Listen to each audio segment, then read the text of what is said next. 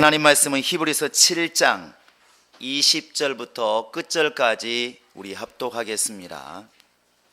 히브리서 7장 20절로 끝절까지입니다. 시작. 또 예수께서 제사장 된 것은 맹세 없이 된 것이 아니니 저희는 맹세 없이 제사장이 되었으되 오직 예수는 자기에게 말씀하신 자로 말미암아 맹세로 되신 것이라. 주께서 맹세하시고 뉘우치지 아니하시리니 네가 영원히 제사장이라 하셨도다. 이와 같이 예수는 더 좋은 언약의 보증이 되셨느니라. 저희 제사장 된 자의 수요가 많은 것은 죽음을 인하여 항상 잊지 못함이로되 예수는 영원히 계심으로 그 제사 직분도 갈리지 아니하나니 그러므로 자기를 힘입어 하나님께 나아가는 자들을 온전히 구원하실 수 있으니 이는 그가 항상 살아서 저희를 위하여 간구하심이니라. 이러한 대제사장은 우리에게 합당하니 거룩하고 악이 없고 더러움이 없고 죄인에게서 떠나 계시고 하늘보다 높이 드신 자라. 저 대제사장들이 먼저 자기 죄를 위하고 다음에 백성의 죄를 위하여 날마다 제사 드리는 것과 같이 할 필요가 없으니 이는 저가 단번에 자기를 드려 이루셨음이니라. 율법은 약점을 가진 사람들을 제사장으로 세웠거니와 율법 위에 하신 맹세의 말씀은 영원히 온전케 되신 아들을 세웠느니라.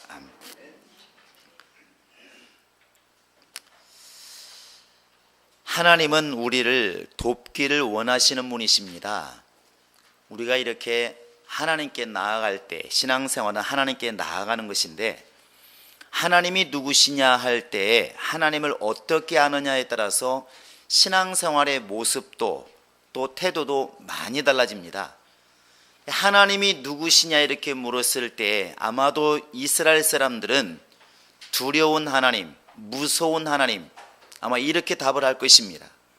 수천 년 동안 내려오면서 그들이 율법을 통하여 이렇게 하나님을 알게 되었는데 그 율법이라고 하는 것은 사망의 법, 곧 정죄의 법이기 때문에 사람을 억압하는 게 있다는 것이죠. 너 안식일 안 지키면 죽을 줄 알아. 너 11조 보면 죽을 줄 알아. 하나님 이름 함부로 부르면 죽을 줄 알아. 이렇게 계속 가르치다 보니까 사람들의 심령 속에 뭐가 있냐면 하나님은 너무너무 무섭다는 것이죠. 그래서 하나님은 두려운 하나님 이렇게 합니다. 우리는 예수 그리스도 안에서 하나님을 누구로 아느냐? 용서하시는 하나님, 살리시려고 하는 하나님, 은혜 주시려고 하는 하나님, 이렇게 우리는 알고 배우고 있습니다. 그래서 그들은 하나님 부를 때 이렇게 두려운 하나님을 부르지만 여러분과 지금 나는 기쁠 때나 힘들 때나 죄를 지었을 때나 하나님 부를 때 항상 부르는 말이 있지 않습니까? 따라서 해보시기 바랍니다. 하나님 아버지. 너무 이 말을 쉽게 부르잖아요. 하나님 아버지. 살아계신 하나님 아버지, 사랑의 하나님 아버지, 너무나 좋은 쪽으로 많이 부르죠.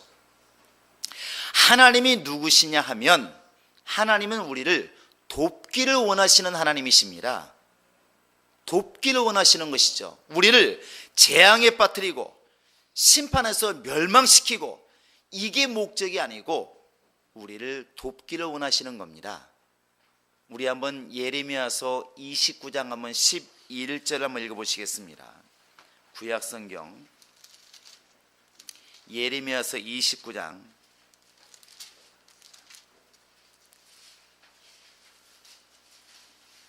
11절.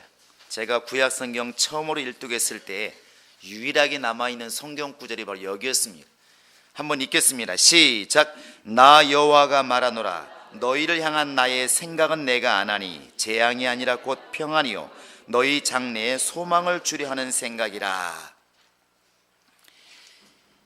하나님께서 직접 지금 이스라엘 사람들에게 말씀하신 선지를 통해 말씀하신 게 뭐냐면 내 생각, 너희를 향한 내 생각은 이렇다 하고 하신 말씀이 이 말씀인데 너희에게 재앙을 주고 싶은 마음이 아니라 너희에게 평안을 주고 싶고 너희의 가까운 장래에 소망을 주고 싶은 것이 내 생각이다. 이렇게 지금 하나님께서 자기 마음을 표현하고 있습니다. 근데 단순히 이 말씀 들으면 그럴 수도 있겠다 생각하지만 이때가 지금 언제인가를 아셔야 됩니다.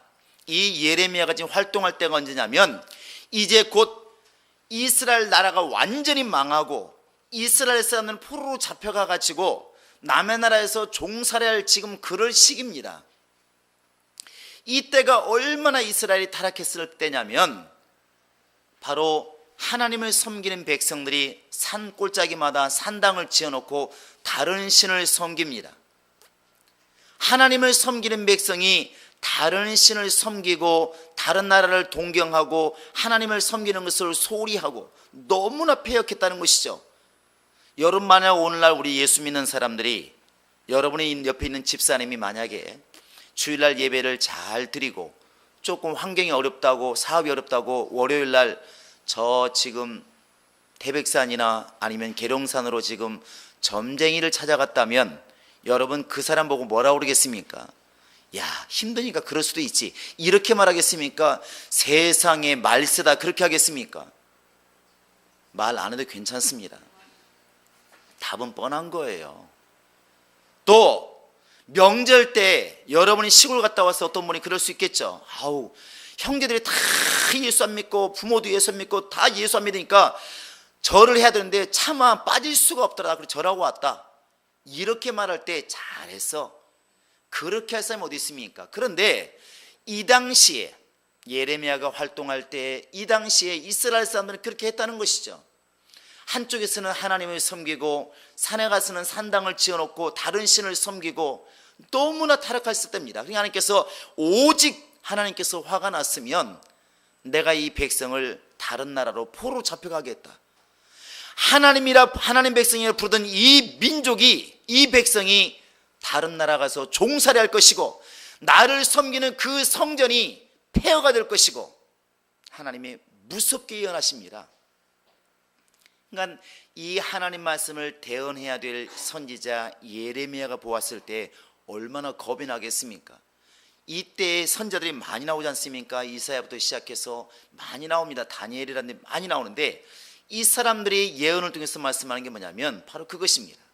하나님이 이 나라를 지금 멸하시려고 작정하셨고 이 백성을 지금 다른 나라에, 믿지 않는 나라에, 다른 신을 섬기는 나라에 분명히 종으로 보낼 것은 분명하지만 그렇다 할지라도 하나님의 진정한 속마음은 너희보다 더 아프다는 것이죠.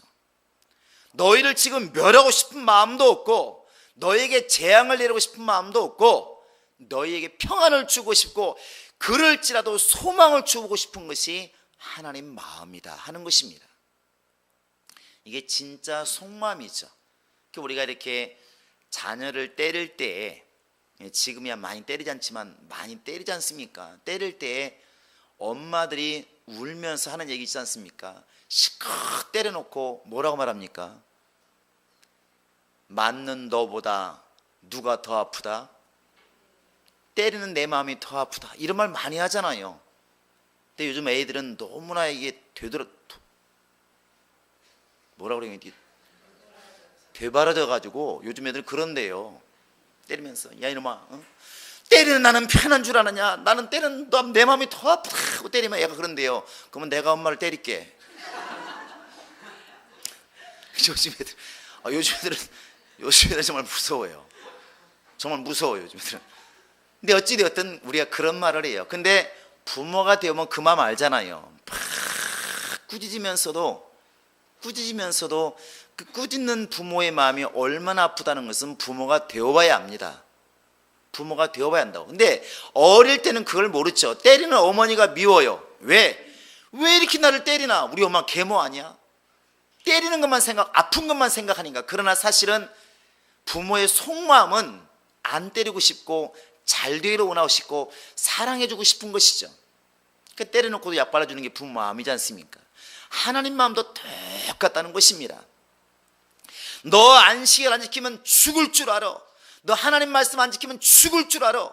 이렇게 무섭게 율법을 통해서 말씀하시지만 하나님의 진정한 속마음이 뭐냐면 그렇게 해서라도 좀 나를 봤으면 좋겠다, 그렇게 해서라도 나를 좀 깨달았으면 좋겠다, 그렇게 해서라도 나한테 달려왔으면 좋겠다, 그렇게 해서라도 예수를 좀 볼 수 있으면 좋겠다. 그게 하나님의 마음이라는 것입니다. 그게 하나님의 속마음이 무엇이냐? 우리를 돕기를 원한다는 것입니다. 자, 하나님은 나를 돕기를 원하신다. 시작. 하나님은 나를 돕기를 원하신다. 그래서 구약에서 순간순간 나오는 게 뭡니까? 돌을 쌓아놓고도 하나님이 여기까지 나를 도우셨다. 그거 아니겠습니까? 에베네스 같은 게 바로 그런 것이거든요. 하나님 우리를 도우셨다. 바로 그것이 하나님의 속마음이에요. 이것을 아는 데서부터 신앙은 출발하는 것입니다. 그렇게 보면 하나님께서 모든 제도와 모든 명령과 모든 것들은 결국 나를 돕기 위해서 만들어 놓았다는 것을 이미 우리는 알 수 있어요. 하나님이 우리에게 세우신 직분이 세 가지가 있습니다. 기름 부어 세운 직분이, 지난주에 우리가 출애굽기 40장 9절부터 읽었는데 왜 기름 부었을까? 성전에 쓰는 모든 물건들에게 기름 부어서 거룩하게 하고, 또 하나님이 쓰시는 사람 세 종류가 있다. 왕이 있고 선지자가 있고 제사장이 있어 그들에게 기름 부어서 하나님이 그들을 사용하신다. 구별했다는 것이죠. 그런데 왕도 선자도 제사장도 왜 세웠을까? 우리를 돕기 위해서 하나님께서는 세우신 겁니다. 돕기 위해서. 그러면 우리는 하나님의 도움받기 위해서 어떻게 해야 되느냐? 하나님이 왕에게 주신 게 뭐냐면 권세고 권위입니다. 로마서 13장 1절에 보면은 너희는 위에 있는 권세들에게 굴복하라. 그 권세는 위로부터 오지 않는 것이 없으니까, 비록 안 믿는 사장이라 할지라도 안 믿는 대통령이라 할지라도 그 권세에 굴복해라. 하나님이 허락하지 않았으면 그 권세 자리에 있지 않았을 것이라는 것이죠. 그래서 우리가 왕을 대할 때에는 그 권세에 굴복하는 것입니다. 복종하는 것이 예수 믿는 사람의 합당한 태도예요. 하나님이 땅에 왕을 세우신 것은 나라와 또 우리 살아가는 모든 인간과 인간 사이의 모든 사회적인 제도, 이런 것들을 이끌어 가시라고 하나님께서 우리 위에 왕을 세운 겁니다. 그래서 왕의 제도에는 우리가 복종하는 것이 믿는 자의 태도예요. 하나님께서는 왕의 기름 부어서 바로 그들을 통해서 나를 돕는 것이죠. 또 하나님이 선자를 세웠을 때에는, 기름 부어 세웠을 때 왜 세웠을까? 하나님께서 생각하는 것들을 인간이 알아야 되는데 인간은 알 능력이 없지 않습니까? 왜? 하나님이 영이시고 우린 육체를 가지고 있으니까. 귀에 들리는 소리는 잘 들리지만 영으로 말씀하시는 소리는 잘 안 들려요. 그래서 하나님께서는 선지자를 통하여 이렇게 말씀하시는 겁니다. 나 여호와가 말하노라. 달리 말하면 나 하나님이 지금 너희에게 말하노라. 이렇게 대신해서 말을 해줄 사람이 필요한데 그게 누구냐? 선지자입니다. 그래서 우리가 선자를 대할 때에는 바로 우리가 영적인 말씀을 들을 수 있도록 영적인 귀가 열려 있어야 되는 것이고, 듣기만 해서 되느냐? 그 말씀을 내가 따라갈 수 있는, 순종할 수 있는 능력이 필요한 것입니다. 순종이 필요하다는 것이죠. 그래서 우리가 선지자의 말을 이렇게 들을 때에는 순종하고자 하는 그런 마음이 열려 있어야 주의 말씀이 들려지고 주의 뜻대로 살아갈 수 있는 힘이 생기는 것입니다. 그리고 이제 제사장이 누구냐? 제사장은 하나님께서 우리를 대표해서 하나님께 나와 너희 고통을 좀 얘기하라고, 너희 어려운 것들을 얘기하라고 하나님이 세우신 바로 직분이에요. 선자는 하나님 편에서 인간들에게 말씀하시는 자고, 제사장들은 인간 편에서 인간의 모든 약한 것을 가지고 하나님께 나가서 하나님께 이렇게 말씀하시는 자입니다. 그러니까 우리 인간이 제사장을 이렇게 대할 때는, 아까 선자는 우리가 순종할 마음을 가지고 드려야 되는 것이고, 제사장이라는 것을 예수로 보았을 때는 예수를 의지하려고 여러분 예수를 보셔야 됩니다. 그러니까 제가 예수는 제사장이시다 그러면 여러분 예수를 의지하자면 이렇게 해보시기 바랍니다. 예수는 제사장이시다. 예수는 제사장이시다. 그것이 바로 주님께서 원하시는 것이고, 하나님이 예수를 제사장으로 우리에게 주었을 때에는 예수를 의지해서 하나님께 나오라는 것입니다. 너 힘든 게 있느냐? 예수를 통해서 나에게 말하라는 것이죠. 너 죄를 지었느냐? 예수를 통해서 빨리 나에게 고백하라는 것입니다. 제사장이 누굽니까? 우리가 지난번 새벽송회 때 5가지 제사를 우리가 배웠습니다. 그때 번제를 드릴 때에나 소제를 드릴 때에나 화목제를 드릴 때에나 속건제, 속제를 드릴 때에 이 속죄를 드리는 사람들이 양을 잡아서 가지고 왔을 때 그 양을 잡아서 태워서 하나님께 연락하는 자가 누구냐? 제사장이에요. 제사장입니다. 그래서 제사장이 누구냐? 백성들의 죄를 대신 하나님께 나아 고백하고 그 죄를 사하는 중간에 그 사하는 역할을 하는 것이 누구냐면 제사장입니다. 그래서 예수가 대제사장이다 했을 때 예수는 온 인류의 죄를 다 담당하시고 하나님께 나아가서 고백하시고 그 죄를 용서하시는 일을 하시는 분이 바로 예수님이십니다. 할렐루야. 우리 한번 레위기 한번 6장을 볼까요? 레위기 6장입니다.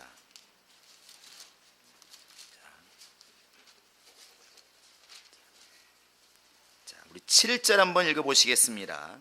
시작. 제사장은 여호와 앞에서 그를 위하여 속죄한즉 그는 무슨 허물이든지 사함을 얻으리라. 하나님과 인간 사이에 누가 있느냐? 제사장이 있다는 것이죠. 내가 죄를 지었으면 어디로 가야 되느냐? 제사장이 가야 되는 것입니다. 율법에서는 사람으로 말미암은 제사장으로 갔던 것이고 신약 시대에는 영원한 제사장이신 예수께 가는 것입니다. 여러분과 지금 내가 죄를 지었을 때 그 영적인 죄든 육신의 죄든 누구한테 가야 되겠습니까? 우리의 영원한 대제사장이신 예수께 달려가는 것입니다. 할렐루야. 그래서 예수께 와서 우리가 죄를 구하는 거 아니겠습니까? 오늘 또 우리가 회개하는 거 아니겠습니까? 왜 그래야 되느냐? 예수가 우리의 죄를 받아주시는 제사장이기 때문에 그렇습니다. 우리 한번 히브리서 4장을 보시겠습니다. 그 예수님이 어떤 분이신가? 14절부터 한번 15절까지 읽어보시겠습니다. 시작. 그러므로 우리에게 큰 대제사장이 있으니 승천하신 자 곧 하나님의 아들 예수시라. 우리가 믿는 도리를 굳게 잡을지어다. 우리에게 있는 대제사장은 우리 연약함을 체휼하지 아니하는 자가 아니요 모든 일에 우리와 한결같이 시험을 받은 자로 돼 죄는 없으시니라. 14절에는 예수님이 큰 대제사장이시다 이렇게 말씀하고 있고 15절에 보시면 그 대제사장이신 예수님이 어떤 분이시냐? 우리 연약함을 체휼하지 아니하는 자가 아니라 다른 말로 말하면 우리 연약함을 체휼하시는 분이시다 이 말이죠. 그 체휼이라는 말이 별로 우리가 써먹는 말이 아닙니다. 이 체휼이라는 말이 뭐냐면 사정을 이해하고 딱하게 여기고 불쌍히 여기고 동정하고 동감하고 바로 그런 뜻을 이렇게 품고 있습니다. 그러니까 우리 연약함을 모른 채 하시는 분이 아니라는 것이죠. 우리 연약함을 보시고 불쌍히 여기시고 긍휼히 여기시고 함께 동참하는 그런 마음을 가지신 분이 예수님이라는 사실입니다. 여기에서 보면 우리 예수님의 그 성격이 또 하나님의 마음이 우리하고는 좀 다르다고는 알 수 있어요. 이렇게 우리가 얘기할 때 그냥 그렇구나 하나님이 우리를 이해하고 불쌍히 여기시는 이렇게 될 때는 그냥 나도 그렇다고 생각하는데 우리 인간은 좀 반대되는 성격이 좀 있어요. 어떻게 이해할 수 있냐면 이번에 마찬가지지만 이렇게 큰 사건이 터졌을 때 믿는 사람이나 안 믿는 사람이나 이런 말을 참 많이 합니다. 죽어도 싸지. 저놈은 망해도 싸지. 저놈은 다쳐도 싸지. 이게 좀 통속적인 말이라 이렇게 여러분이 지금 의아하게 듣는데 사실은 많이 쓰는 말이에요. 많이 쓰는 말이라고. 내가 저놈 저럴 줄 알았어. 저놈은 저래도 싸. 이런 말 많이 하잖아요. 자꾸 싼다는 말은 이야기가 이상하긴 한데 여러분 이해하시나요? 못 알았으면 그만하겠습니다. 여기서 그 말은 우리 인간은 잘못이 있으니까 망해야 된다는 생각을 가지고 있어요. 이게 안 그런 것 같지만 그렇게 돼 있다니까 그러네요. 그러니까 누군가가 잘못을 하면 저놈은 잘못했으니까 망해도 싸다는 것을 이렇게 안다니까 그래요. 그럼 망해도 괜찮아 이렇게 생각한다니까 그러네요. 아까 우리가 우리 예수님이 누구시냐? 대제사장이시다. 그분이 성격이 어떠시냐? 그분은 우리 연약함을 몰라주시는 분이 아니라 우리 연약함을 체휼하시는 분이시다. 곧 불쌍히 여기시고 우리를 긍휼히 여기시고 함께 아파하시는 분이시다. 이렇게 말할 때는 예수님이 그러시구나 이렇게 말하지만 그것을 우리도 똑같은 마음을 가지고 있다고 생각하면 안 된다는 것이죠. 그래서 이런 예를 지금 제가 들어드리는 것입니다. 우리는 은연 중에 말씀드릴 때는 그래 나는 예수님처럼 마음이 넓으신 분, 넓은 사람이야 이렇게 생각하지만 우리 속에는 항상 가라지가 있다는 게 문제입니다. 항상 가라지가 있어요.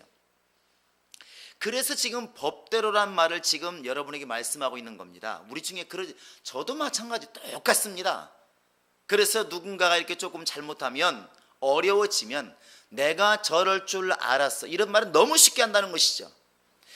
이게 성경에서는 아파하는 사람 중에서 같이 울라고 말씀하고 있는데 우리는 너무나 재판관의 자리에 쉽게 앉는다는 것이죠. 쉽게 앉습니다. 여기에서 연약함이라는 게 뭐냐면 죄 때문에 죽을 수밖에 없는 것, 병 때문에 아파서 죽을 수밖에 없는 사람, 가난 때문에 죽을 수밖에 없는 사람, 이게 우리 연약함이에요. 예수는 하나님께서는 이 모든 것을 아시기 때문에 이것을 보고 마음 아파한다는 것이죠. 마음 아파한다는 것입니다. 그래서 예수님께서 누구시냐 말할 때 예수님께서는 우리의 모든 연약함을 직접 불쌍히 여기시고 그 모든 것을 해결하기 위해서 몸부림치시는 분, 이렇게 우리가 예수를 알고 있습니다. 우리 인간은 어떠느냐? 인간은 그렇지를 못하다는 것입니다. 그래서 항상 입속에는 무서운 말이 담겨 있어요. 찢어 죽여도 뭐 한다고? 시원치 않을 놈, 시원치 않을 년, 이렇게 말하죠. 안 쓰는 말을 해서 무섭죠. 그런데 우리 흔히 쓰고 있는 말이잖아요. 그런데 주님 앞에 서면 뭐라고 말하냐면 주여 나에게 이렇게 많은 은혜 주신 것을 너무 감사합니다. 너만 감사만 뭐해 너는 안 하는데. 보통 심각한 게 아니지 않습니까? 너무 심각한 게 많다고요. 그런데 나만 그런 줄 알았더니 제자들도 똑같더라고. 예수의 마음과 제자들의 마음이 극렬하게 대비된 게 여러 가지가 있는데 오늘 한 군데만 보겠습니다. 누가복음 한 9장을 보시기 바랍니다. 누가복음 9장입니다.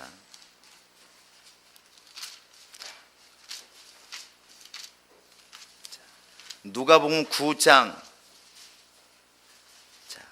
51절부터 한번 볼까요? 51절부터 56절까지 시작. 예수께서 승천하실 기약이 차감해 예루살렘을 향하여 올라가기로 굳게 결심하시고 사자들을 앞서 보내시며 저희가 가서 예수를 위하여 예배하려고 사마리아인의 한 촌에 들어갔더니 예수께서 예루살렘을 향하여 가시는 고로 저희가 받아들이지 아니하는지라. 제자 야고보와 요한이 이를 보고 가로되 주여 우리가 불을 명하여 하늘로 쫓아내려 저희를 멸하라 하기를 원하시나이까. 예수께서 돌아보시고 꾸짖으시고 함께 다른 촌으로 가시니라. 이게 어떤 상황이냐면 이제 예수께서 돌아가실 날이 멀지 않으니까 예루살렘에 가셔야 됩니다. 왜? 예루살렘에서 죽어야 되니까. 그런데 가다 보니까 사마리아 성을 지나갑니다. 우리가 요한복음 4장에서 그 사마리아 여인이 예수님께서 물 좀 달라 그러니까 물을 주면 되는데 한마디 꼭 하지 않습니까? 뭐라 말합니까? 당신은 유대인으로서 왜 사마리아인 여자에게 나에게 물을 달라 하나이까? 웃기지 않습니까? 이거거든요. 그렇게 우리를 무시하더니 그 말이거든요. 왜? 그 당시에 유대인들은 혈통이 깨끗하니까 자랑이 대단했습니다. 사마리아 사람들은 이방인과 결혼도 하고 그랬으니까 유대인들이 상종을 안 하는 거예요. 너네들은 애당초에 타락한 놈들이고 이방인하고 다를 게 없다. 하나님 제대로 믿는 사람들이 아니다는 것이죠. 그렇게 무시하더니 목마르니까 물 달라고 그래. 당신은 유대인으로서 왜 나 같은 사람에게 이 천한 건에게 물을 달라 하십니까? 웃기지 않습니까? 이겁니다. 그렇게 서로 상종은 안 할 때인데 예수님께서 사마리성을 지나가다가 제자들에게 준비하라고 그러니까 제가 당연히 나가서 이제 말을 했겠죠. 먹을 것도 구하고 준비할 거 있으니까 여러 가지 물품도 사고 해야 되는데 가니까 사람들이 협조하지 않는 것입니다. 왜? 유대 사람이니까 안 도와주는 것이죠. 선거 때만 되면 전라도와 경상도가 완전히 전라공화국, 경상공화국 돼가지고 싸우는 거와 똑같아요. 재미있는 얘기만 들었습니다.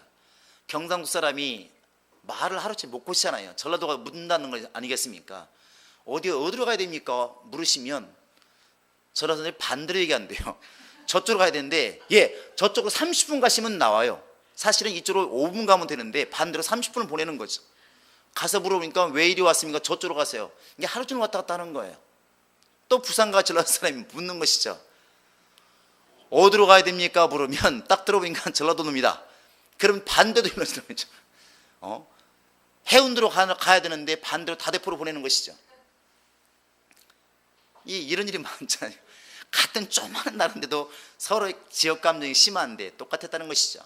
그러니까 유대 사람이 와서 도움을 청하니까 안 도와준다는 것이죠. 그러니까 이 야고보와 요한이 뿔따오가 낫겠습니까? 안 낫겠습니까? 낫다고 해주시기 바랍니다. 화가 났겠어요? 안 났겠어요? 화가 너무 난 거예요. 화가 얼마나 화가 났으면 불로 태워 죽이고 싶은 말도 잘 안 나오는데 불로 태워 죽이고 싶은 만큼 화가 난 거예요. 막 하늘까지 머리가 막 치솟은 거죠. 예수께 와가지고 그런 말 하지 않습니까? 이제 54절에 보시면 주여 우리가 불을 명하여 하늘로 쫓아 저들을 멸하시기를 원하시나이까. 좀 그렇게 했으면 좋겠다는 거예요. 당신 능력이 있으니까 주님 좀 어떻게 해주세요. 저걸. 그거 아니겠어요. 저것도 좀 어떻게 해주세요. 좀 어떻게. 이 예수님께서 그 성질 더럽긴 한다. 나도 한번 해보고 싶다. 우리 기도하자. 저 나라 좀 망해버리게 팍 망해버리게 기도 한번 하자. 이렇게 했으면 요한과 야고보가 좀 분이 풀렸을 거예요. 사람이 화가 났을 때 좀 동정하면 좀 풀리긴 하잖아요. 성질이 막 나가지고 목살을 씹을 때 같이 씹어주면 분이 풀리는데 당신 그러면 벌 받아. 이러는 순간에 화가 2배가 올라간다고 그러잖아요. 이렇게. 사람이 동조를 해야 되는데 동조를 안 하면 화가 더 납니다. 그러니까 요한과 야고보가 와가지고 막 씩씩거리고 왔을 때 주여 이 동네 확 멸해버렸으면 좋겠습니다. 망해도 쌉니다. 하늘로 불이 내려 확 태웠으면 좋겠습니다. 이런 일이 구약에 있었지 않습니까? 곰이 나와서 막 찢어버리고 이런 일이 있었거든요. 그랬으면 좋겠습니다. 소돔 고모라처럼 망했으면 좋겠습니다. 이렇게 화가 나서 말했을 때 예수님께서 뭐라 말씀하십니까? 그 마을 사람을 꾸짖은 게 아니에요. 요한과 야고보를 꾸짖으시잖아요. 너 그러면 안 된다. 그래서 여러분 보시면 관주가 되어 있습니다. 1번에 이렇게 보면은 56절 55절 끝절에 보시면 꾸짖으시고 그리고 1번 써 있어요. 안 써 있는 성도 있는데 보시면 써 있는 분 한번 읽어보시기 바랍니다. 1번 그 밑에 작은 글씨로 시작. 어떤 상고사본에는 55절 끝에 다음 말이 있음. 가라사대 너희는 무슨 정신으로 말하는지 모르는구나. 인자는 사람의 생명을 멸하러 온 것이 아니요 구하러 왔노라 하시고.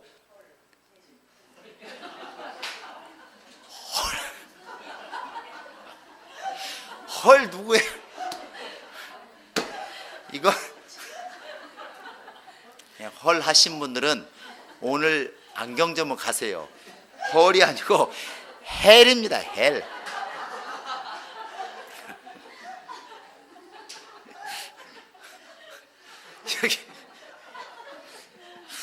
여기에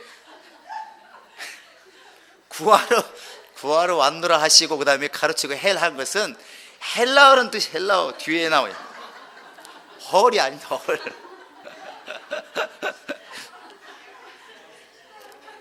자, 그런데 어찌되었든 예수님이 지금 여기에 보시면 금방 읽으신 것처럼 예수님이 무슨 말씀하시냐면 다른 성경에 보면 가라사대 너희가 무슨 정신을 말하는지 몰랐다. 오늘 우리나라 말로 너무 쉽게 돼 있잖아요. 똑같잖아요. 누가 이렇게 아이들이 말합니다. 다른 말 할 때 우리 그런 말 많이 하지 않습니까? 너 정신 있냐 없냐 이런 말 해요 안 해요? 똑같은 것이거든요. 야고보 요한에게 말하는 것입니다. 예수여 지금 우리가 기도해가지고 이 마을을 좀 불이 내려서 확 멸해버렸으면 좋겠습니다. 이 기도했으면 좋지 않겠습니까? 했을 때 예수님께서 또 무슨 정신없는 소리 하냐. 이것이 정신없는 소리 하는구나. 내가 지금 온 이유가 무엇인 줄 아느냐. 사람의 생명을 지금 멸하러 온 게 아니라 사람의 생명을 구하러 왔다. 그런데 조금 협조하지 않는다고 멸해버리면, 조금 협조하지 않는다고 많게 하면 그게 되겠느냐. 예수를 지금 제대로 모르고 있다는 것이죠. 우리는 지금 요한과 야고보가 다릅니까? 우리도 예배할 때만큼은 거룩해요. 기도할 때만큼 거룩하잖아요. 그런데 세상에 나가서 세상 사람과 대화할 때, 세상 사건을 볼 때는 똑같이 정죄하더라는 것입니다. 죄를 지었으니까 망해야 되고, 잘못했으니까 망해야 되고, 잘못 먹었으니까 병나야 되고, 노력하는 순간 가난해야 되고, 이렇게 우리는 너무나 법적으로 판단하는 게 많이 있더라는 것입니다. 그런데 하나님께서 보내신 대제사장이신 예수는 그렇지 않았다고 지금 성경은 말하는 것입니다. 우리 연약함을 보고 등 돌리는 분이 아니라 우리 연약함을 체휼하시는 분이시다. 같이 아파하시고 동감하시고 불쌍히 여기시는 것이 바로 우리 예수님이라는 사실입니다. 할렐루야.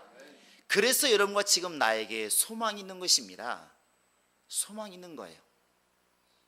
그래서 예수님께서 이 땅에 계시는 동안에 눈물도 흘리시고 가슴 아파서 기도하시고 베드로의 믿음이 떨어지지 않기를 밤새워 기도하시고 계속 기도하시고 죄인을 보면 모든 사람이 저 여자를 죽어야 됩니다, 저 사람은 죽어야 됩니다 말할 때 나는 너를 정죄하지 않는다, 빨리 가라, 다시는 죄를 짓지 말라고 용서하시고, 그게 예수님 아니십니까? 그게 바로 우리의 제사장이십니다. 바로 예수님이십니다. 할렐루야. 그래서 여러분과 지금 내가 해야 할 일이 무엇이냐면 그 예수를 전적으로 의지하는 것입니다. 하나님께 나아갈 때 누구를 의지하고 나갈 것인가? 전적으로 예수를 의지하고 나가는 것입니다. 마리아가 나를 위해서 대신 빌어준다, 누구는 그렇게 말하지만 여러분과 지금 나는 분명히 알으셔야 됩니다. 구약의 율법 안에서 이스라엘 사람들이 하나님께 나가는 길이 없었어요. 오직 제사장을 통해서만 하나님 만날 수가 있었습니다. 그렇다고 오늘날 우리가 하나님께 나가는 길은 예수밖에 없다는 것입니다. 왜? 예수는 영원한 제사장이시니까. 영원한 제사장이시니까 그분이 살아계시는 한 나는 예수 때문에 살 수 있는 것이고 나는 예수 때문에 하나님께 나아갈 길이 열려 있는 것입니다. 그래서 우리가 예수를 얘기할 때 영원한이라는 말을 자꾸 쓰는 것입니다. 여러분 본문을 보시기 바랍니다. 본문에 보시면 21절에도 영원한 제사장이란 말을 쓰고 있고 23절에 항상이란 말을 쓰고 있고, 그리고 역시 뒤에도 계속 영원히 28절로 영원이란 말을 쓰고 있는 것입니다. 왜 그랬을까? 사람이 이 땅에 있을 때 율법 아래에서는 연약한 사람을 세웠지만, 그러나 바로 예수 그리스도는 한 번 제사장은 영원한 제사장이다. 이 영원이라는 말을 자꾸 강조하는 것은 예수를 의지하는 사람은 영원토록 살 수 있다는 것을 이미 내포하고 있는 것입니다. 그래서 율법 아래 아론 제사장을 통해서 나온 제사장들과 예수를 비교하고 있지 않습니까? 23절을 보시면 저희 제사장 된 자의 숫자가 많은 것은, 이스라엘은 제사장이 굉장히 많았잖아요. 그들의 숫자가 많은 것은 육체가 있어 죽을 수밖에 없으니까. 그러나 예수는 죽지 않는 영원한 제사장이라는 사실을 강조하고 있는 것입니다. 그분이 누구냐? 우리를 살리시는 분, 우리와 함께 하시는 분. 그래서 그분이 우리를 정말 온전히 하나님께 인도하시는 분이라는 것을 말씀하고 있는 것입니다. 여러분 오늘 본문 한번 읽어보시기 바랍니다. 자, 우리 한번 25절을 읽어볼까요? 시작. 그러므로 자기를 힘입어 하나님께 나아가는 자들을 온전히 구원하실 수 있으니 이는 그가 항상 살아서 저희를 위하여 간구하심이라. 온전히 우리를 위하여 간구하심이라. 오늘만 이 땅에 있는 동안 아니라 영원히 자기를 찾는 자들을 위해서 간구하시고 도와주시고 살려주시는 분이 바로 예수님이라는 사실입니다. 그래서 요한일서 2장 1절에도 2절에도 뭘 말하고 있습니까? 우리가 혹시 범죄했을지라도, 혹시 죄를 지었을지라도 우리를 위해서 하나님께서 대언자가 있으니 곧 예수 그리스도시라.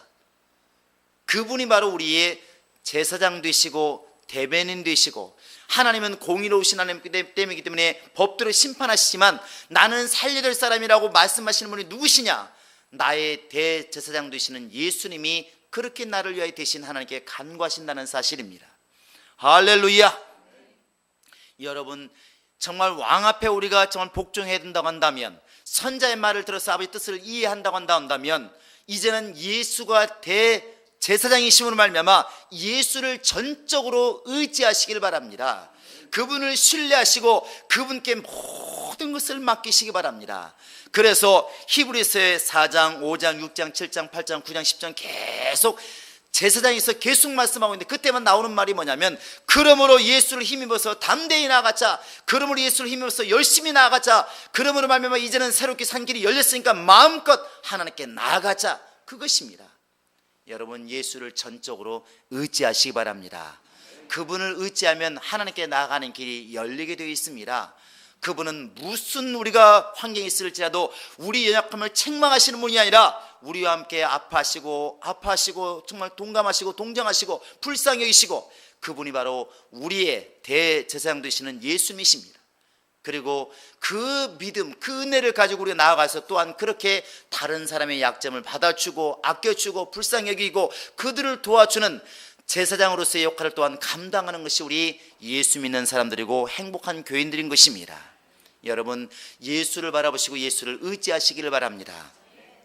또한 이제부터라도 우리가 기도해서 다른 사람의 연약함이 있을 때 그들을 책망하고 그들을 판단한 자가 아니라 예수님처럼 그들의 처지를 이해하고 불쌍히 여기는 마음이 우리 속에 있을 때 비로소 우리는 예수 믿는 사람이라고 분명히 말할 수가 있을 것입니다. 우리 모든 성도들이 이렇게 될 수 있기를 예수의 이름으로 축원합니다. 그래서 대제사장이 되시는 예수 그리스도, 그분을 전적으로 의지해서 그분만을 신뢰하고 살기로 작정하고 이제는 나아가서 모든 사람들이 그렇게 사람들을 판단하고 심판할 때 우리는 오히려 그들을 불쌍히 여기고 긍휼히 여기고 내가 제사장으로서 그들의 약점을 하나님께 아뢰어주고 그들을 살려주는 그런 역할을 감당하는 제사장의 사역도 감당하는 그런 믿는 자가 될 수 있기를 주의 이름으로 축원합니다. 할렐루야, 할렐루야. 자, 내 영혼아 예수를 의지하자. 세 번 시작. 내 영혼아 예수를 의지하자. 내 영혼아 예수를 의지하자. 내 영혼아 예수를 의지하자. 이 시간 우리 다 같이 기도하시겠습니다. 이 시간에 기도할 때 우리는 사람이기 때문에 남이 죄를 지으면 분노하고 내가 죄를 지으면 주눅이 들지만 주님이 원하시는 것은 주눅이 들지라도 주 앞에 나오기를 원하고 예수께 맡기기를 원하고, 이스라엘 백성들이 죄를 지어도 제사장에게, 기쁠 때도 제사장에게, 사람과 친하고 싶을 때도 제사장에게, 하나님과 화목하고 싶을 때도 제사장에게 나가서 모든 것을 아뢰었던 것처럼 내가 이 땅에 살아가는 동안에 힘들 때에도, 죄를 지었을 때도, 기쁠 때도 정말 날마다 나의 제사장이 되시는 예수께 모든 것을 아뢰 수 있는 그런 믿음을 가지게 도와주시고 그 예수를 의지하게 도와주시고 그 예수를 의지하여 하나님께 나아가는 신앙 있게 하소서 기도하시고, 이젠 더 나아가서 내가 예수 믿는 사람으로서, 예수를 아는 사람으로서, 예수를 통하여 제사장이 된 사람으로서 세상 사람 볼 때 정말 그들의 약점을 이해하게 도와주시고 불쌍히 여기는 마음 있게 도와주시고 사람의 영혼을 먼저 볼 수 있는 그런 긍휼한 마음이 내 안에 있게 하소서. 예수 샘을 읽고 간절히 기도하시겠습니다. 예수여, 예수여, 예수여. 살아계신 하나님 아버지여, 우리의 마음속에 혹여라도 정말 마귀와 같이 사단과 같이 교만한 마음이 없기를 원합니다. 정말 우리가 처음에는 울고불고 나를 살려달라고 기도했지만 어느 순간에 신앙생활 오래된 순간에 나는 이만큼 잘하는 사람이라고, 나는 정말 굉장한 사람이라고 아버지 그런 마음이 들지 않도록 우리를 깨워주시기를 원합니다. 우리가 살 수 있는 것은 내 부족한 모습을, 또 내 죄된 모습을, 나의 악한 모습을 보지 아니하시고 오히려 그를 책망하지 않으시고 불쌍히 여겨서 나를 위해 피 흘려 죽으신 예수의 공로만이 나를 살렸다는 것을 깨닫게 도와주시고, 정말 대제사장이 되셔서 나를 대신하여 지금도 간구하고 계시고 나를 대신하여 죽으시고 나를 살리기 위해서 정말 부유한 자로서 가난케 되신 예수 그리스도, 그분만을 의지하기로 작정하는 우리 모든 심령 될 수 있도록 도와주시기를 원합니다.